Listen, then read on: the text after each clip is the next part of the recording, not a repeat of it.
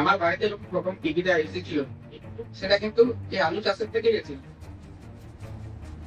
আমার ঘরের বাড়ি যখন ছাদের টিনটা দেওয়া হয়, সেই টিনটার টাকাটাও কিন্তু এসেছিল আলু চাষের লক্ষা। আমি যখন ছোটদের পড়াশোনা করেছিলাম বাইরে থেকে, হসপিটাল থেকে, সে টাকার জমা দেওয়া হলো কিন্তু সেই আলু চাষের টাকার থেকে।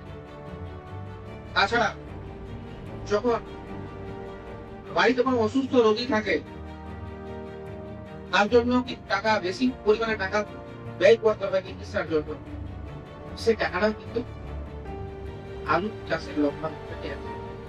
আমি এটা আপনার সামনে বলবো যে আমাদের সরকার আলু চাষি এবং আলু বীজ ব্যবসাদের কথা ভেবেছেন, আপনার মধ্যে রেখেছেন, মানে এমন ভাবেই করতে রেখেছেন যেটা কার্যকরী করতে সময় লাগছে।